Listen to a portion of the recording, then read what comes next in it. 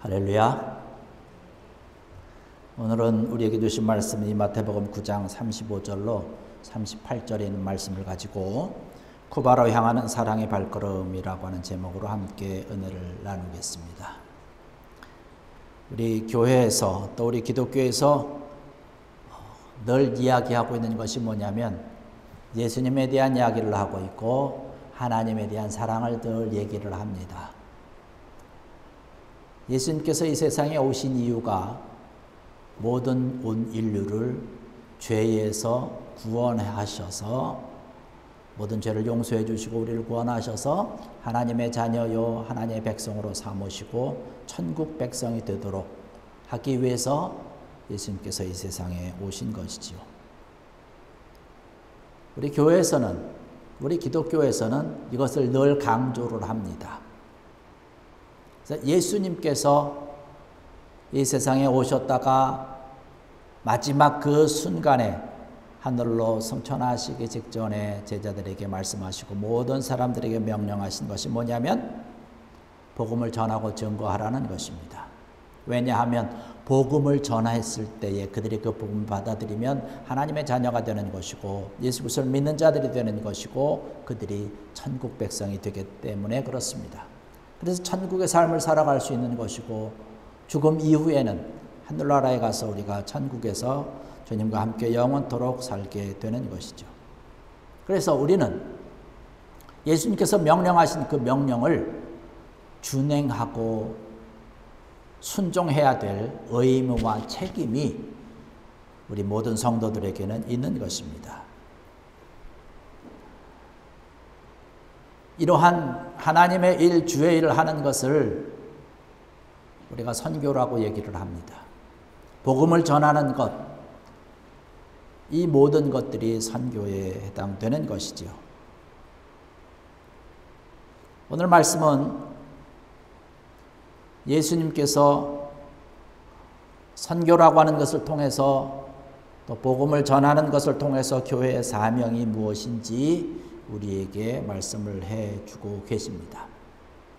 오늘의 말씀 35절에 가서 말씀 보니까 예수께서 모든 도시와 마을에 두루 다니사 그들의 회당에서 가르치시며 천국 복음을 전파하시며 모든 병과 모든 약한 것을 고치시니라 하는 말씀을 하고 있습니다. 가르치셨다라고 얘기를 해요. 가르쳤다라고 하는 것은 예수님께서 가장 또 소중하게 중요하게 생각하는 예수님의 일 가운데 하나입니다. 왜 가르칩니까? 가르쳐서 그들로 하여금 온 지역에 다니면서 복음을 전하라고 그 복음을 전할 수 있는 자로 세우기 위해서 가르치는 것입니다. 그래서 가르쳐 지키게 하는 것이에요. 이것이 우리에게 주어진 명령이고 우리가 해야 되는 것이고 주님께서 우리에게 보여주신 일이라는 것입니다. 이렇게 하나님의 일을 아름답게 감당하기 위해서 끊임없이 가르치셨습니다. 제자들도 가르치시고 그 회당에 모여서 그런 교회나 이런 데 모여서 주의 말씀을 듣는 모든 자들에게 계속해서 끊임없이 가르치셨습니다.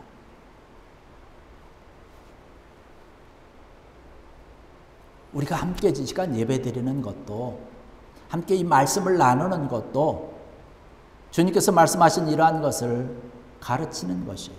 우리가 이것을 듣는 것이죠. 듣고 우리가 그 말씀대로 순종하는 것이죠. 지키는 것입니다. 그리고 가는 거예요. 가서 또 다른 사람들도 복음을 받아들일 수 있도록 전하고 증거하는 일을 위해서. 저희가 쿠바를 향해서 가는 이유가 그것 아니겠습니까? 물론 우리가 쿠바에 가서 복음을 직접적으로는 전할 수 없습니다. 우리의 입을 열어서 전할 수는 없어요. 쿠바의 제도상 그렇게 되어 있기 때문에. 그러나 말씀을 직접 전할 수 있는 쿠바에 있는 목사님들을 우리가 후원하며 그 교회를 후원하는 것이에요. 우리가 후원을 하면 그 목사님들이 거기 있는 교인들이 나가서 쿠바 사람들에게 복음을 전하고 증거하는 것입니다.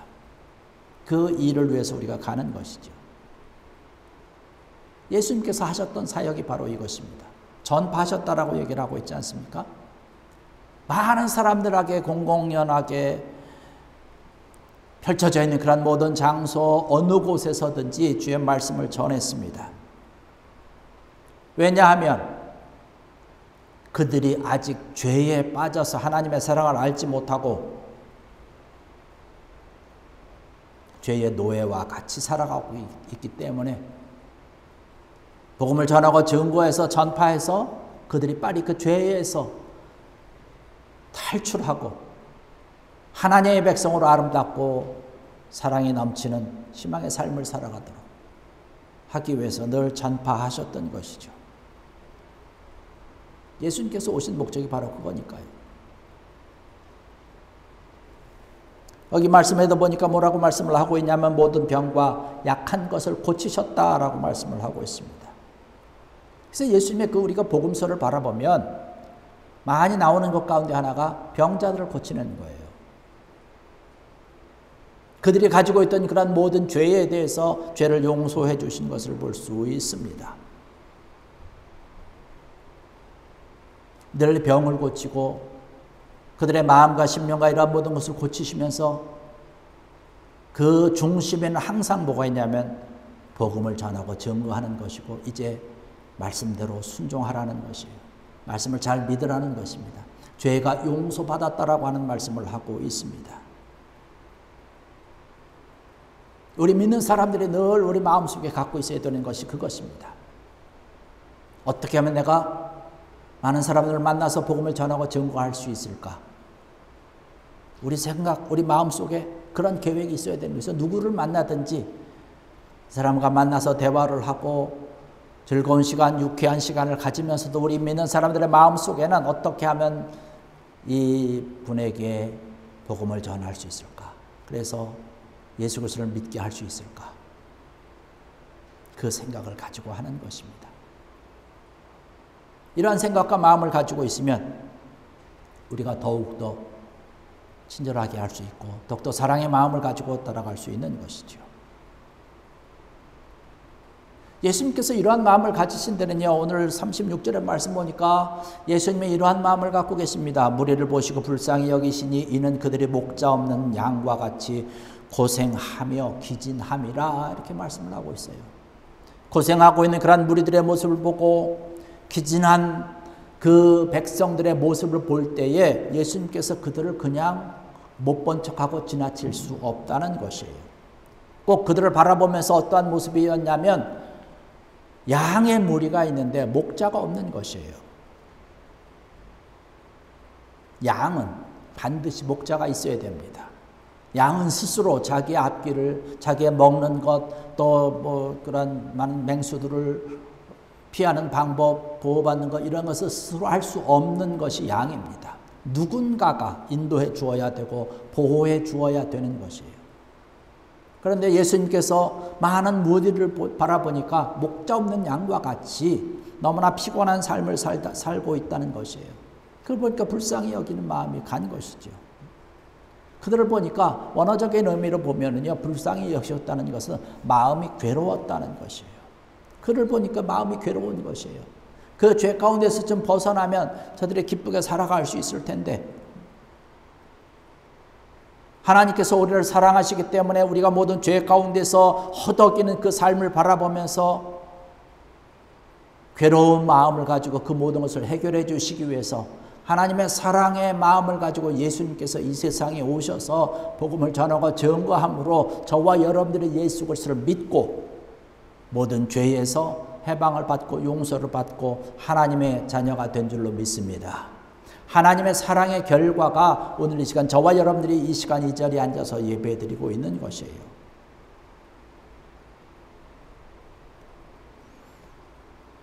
불쌍히 여기는 그러한 마음을 가지고 그들이 당하고 있는 어려움과 고통과 이런 것 가운데서 건져내 주시기 위한 사랑의 마음을 갖고 있었던 것이죠.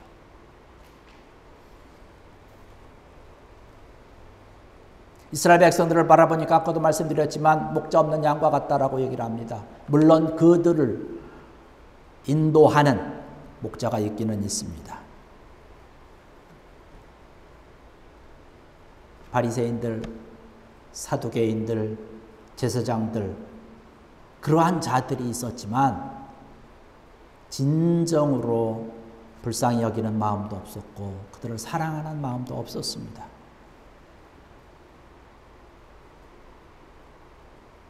자기의 사욕을 채우는 데만 급급했던 자들이었기 때문에 예수님께서 바라보시면서 불쌍히 여기신 거예요. 그 백성들을 정말로 사랑의 마음으로 다가가시고 손을 내밀어 주신 것입니다. 그러면서 한편으로는 그러한 자들을 향해서, 지도자 된 그러한 자들을 향해서 아주 심각하게 또 신랄하게 비판하고 책망했던 것을 우리는 너무나 잘 압니다.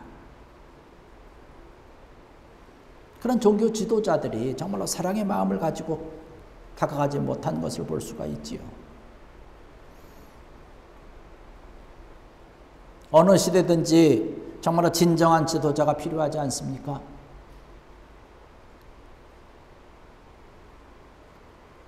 너무나 고생하는 그러한 모습을 본 거예요. 그들의 삶이 얼마나 비참하게 살아가고 있는지, 현재 보이는 그 삶뿐만 아니라 영원토록 죄 가운데 있으면 그의 삶이 너무나 비참한 것이고 지옥에서의 삶이 너무나 안타깝기 때문에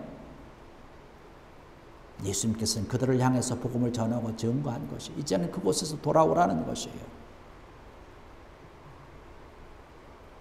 저희들이 쿠바를 향해 가는 이유 또한 그것입니다. 작년에 다녀오셨던 분들은 직접 여러분들의 눈으로 보셨겠지만 그들의 삶이 얼마나 피곤한 삶을 살고 있는지, 얼마나 열악한 환경 가운데 살고 있는지 다 보셨을 줄 압니다.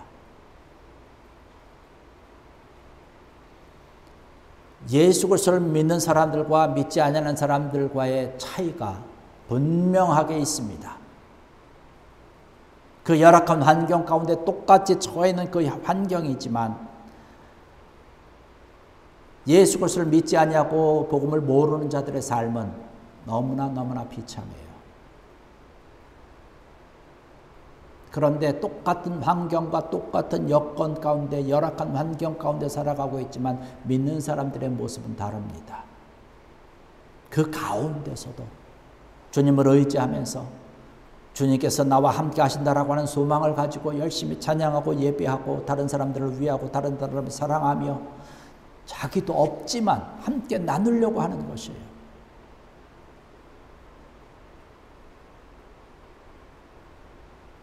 자기들이 가지고 있는 부족한 것이지만 같이 모아서 더 힘든 그런 자들을 돕고 그곳에 가서 또 복음을 전하고 증거합니다.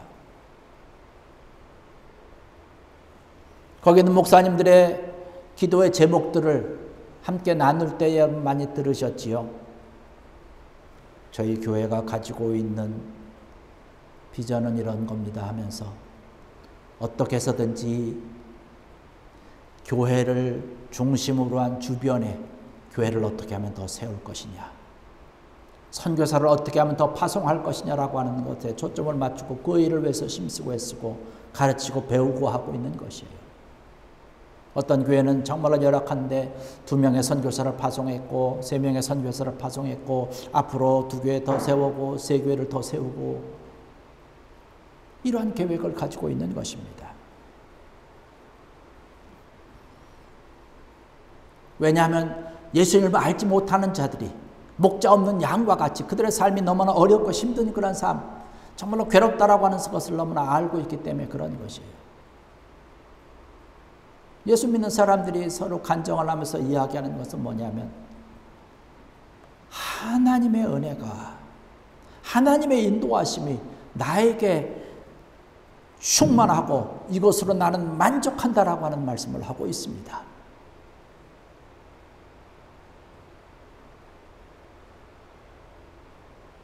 우리의 눈으로 보면 그들의 삶의 모습을 볼 수 있지 않습니까?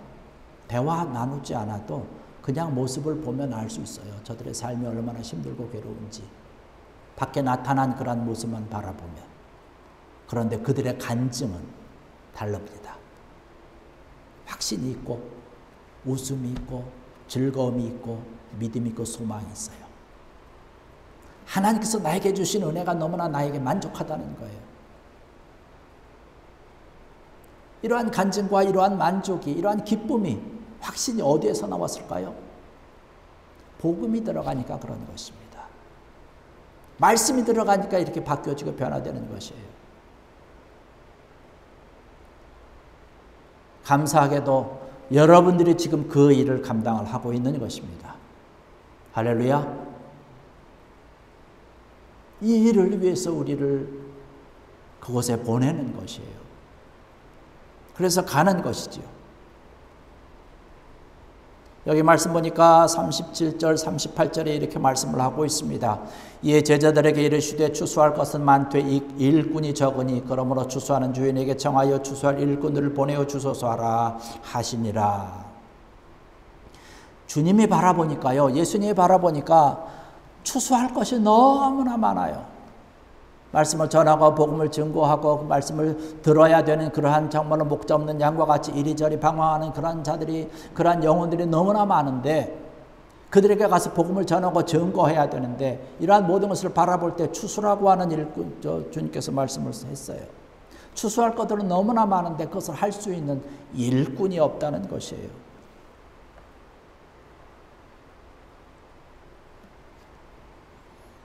오늘날에도 마찬가지 아닙니까? 하나님의 일을 위해서 그리스도의 복음 사역을 위해서 감당해야 될 그런 일꾼이 필요한데 그 참된 일꾼을 찾기가 점점점 어려워진다는 것이에요.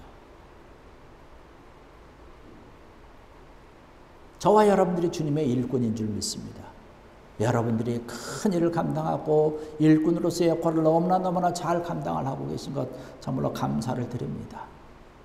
우리가 더욱더 조금만 더 힘내야 되는 것이죠. 주님께서 말씀하고 있기를 복음 사역을 위해서 동참할 그런 참된 일꾼이 부족한 것을 바라보면서 그 선교 사역을 더 잘 아름답게 감당하도록 위해서 이를 위해서 기도하자라고 말씀을 하고 있습니다. 그러면서 기도하라고 얘기를 하고 있는 것이죠. 하나님께서 함께 하신다는 것이죠. 우리가 기도하면 하나님께서 들으시고 하나님께서 필요한 일꾼들의 마음과 심령 속에 역사하시고 은혜를 주셔서 주님, 저를 보내주세요. 저를 하나님의 일꾼으로 사용해 주세요. 헌신하는 것이에요. 저는 우리 교회가 적지만 각자 맡은 일을 위해서 최선을 다하고 헌신을 다하는 모습 너무나 감사를 드립니다. 아, 이 부분은 내가 감당했으면 좋겠다. 그러면서 겸손하게 달려와서 저한테 말씀을 해요. 목사님, 제가 부족하지만 그래도 제가 이 일을 좀 감당할 수 있을 것 같은데 할 수 있을까요? 할렐루야. 저는 하나님이 주시는 마음이라고 생각을 합니다. 여러분이 기도하셨고 제가 기도했고요. 하나님 이러한 일꾼이 필요하고요. 이런 사람이 필요하고요. 하나님의 일을 위해서 이렇게 필요한데 보내주세요. 그러니까 하나님이 보내주시는 거죠. 주님께서 말씀하고 있는 것처럼 여러분들도 더욱더 하나님의 선교 사역을 위해서 아름답게 쓰임받을 수 있도록 여러분 기도하시고 제가 감당하겠나이다. 마음속으로 기도하시는 가운데 결단하시고 순종할 수 있는 귀한 여러분 되기를 주의 이름으로 간절히 축원합니다. 그럴 때 하나님의 나라가 더 풍성해질 것이고 든든하여질 줄 믿습니다. 저희들에게 주어진 우리 쿠바 선교 사역을 위해서 여러분 더 많이 기도해 주시기 바랍니다. 아까도 말씀드렸지만 여러분들이 기도해 주시는 만큼 하나님의 역사는 일어날 것이에요. 그런 일을 감당할 수 있습니다. 여러분, 저희 교회가 후원하는 교회가 7, 8교회 되지 않습니까? 제가 이런 이야기를 하면 듣는 사람이 마음이 감동이 돼서 저도 목사님 감당하겠습니다라고 얘기를 해요. 감당하고 저도 후원하겠습니다. 얘기를 하지만 제가 덥석 잡지는 않습니다. 왜냐하면 후원금 얼마 내는 것, 선교헌금 얼마 내는 것, 이것보다 더 중요한 것은요, 마음을 다해서 사랑의 마음을 가지고 그것을 향해서 기도하는 것이 먼저거든요. 요즘 우리가 얼마나 풍성하게 살고 있습니까? 누구든지 그 정도 감당할 수 있어요. 우리가 미화로 해가지고 한 달에 한 50불 감당을 하면 한 교회가, 한 목회자가 생활하는 것인데요. 그 정도 다 감당을 할 수 있어서, 목사님 저 감당할 수 있습니다. 예, 감사합니다. 그러나 우리가 한 번 더 기도해 보시고, 한 번 더 심사숙고해 보시고, 그렇게 하십시다. 이거 1년 하는 것 아니고요. 2년 하는 것 아니고요. 최소한 우리 3년을 해야 될 텐데, 예? 한번 기도해 보면서 하십시다. 그렇게 얘기를 합니다. 저뿐만 아니라 아마 여러분들도 그런 마음 갖고 계신 것 같아요. 여러분, 우리 구바 선교를 향해서 여러분 마음을 다해서 정성을 다해서 많이 기도해 주시기 바랍니다. 하나님의 놀라운 역사와 하나님의 놀라운 뜻이 그곳에서 이루어지도록, 또한 우리 교회에서 이루어지도록, 또한 저와 여러분의 마음과 심령 가운데서 더 풍성이 쌓여지도록 놀라운 선교의 사랑의 마음이 가득하는 그 일을 위해서 우리가 헌신하고 후원하고 기도할 수 있는 귀한 여러분들 되시고, 이 모든 일을 정말로 기쁨으로 동참을 하면서 하나님의 나라를 아름답게 세워가는 복된 여러분들 되시기를 주의 이름으로 간절히 축원합니다. 기도하시겠습니다. 할렐루야. 아버지 하나님, 은혜와 사랑을 감사를 드립니다. 저희 오늘 저희들에게도 귀한 은혜의 말씀 허락해 주시니 감사합니다. 우리가 구바 선교로 떠나는 그 1차 구바 선교를 바라보며 선교주일로 지내며 말씀을 함께 나누었습니다. 이 말씀과 같이 사랑으로 믿음으로 달려갑니다. 놀라운 축복의 역사가 넘쳐나게 하시고, 하나님이 함께하여 주시는 귀한 역사 넘쳐나게 하여 주시고, 이 일을 위해서 감당하는 모든 자들 더 놀랍게 축복하시며 더 기도하게 하시고, 마음으로 후원하시며 손길로 내밀어서 함께 잡을 수 있는 귀한 영광 넘쳐나게 하여 주시옵소서. 이 일을 위해서 선교로 시간으로 직접 몸으로 달려가는 그런 귀한 자들 축복하시고 은혜도 하시고, 아름답게 하나님이 잡아주시는 믿음의 역사 넘쳐나게 하여 주시옵소서. 주님 함께 하실 줄 믿사오며 예수님의 이름으로 간절히 기도드렸사옵나이다. 아멘.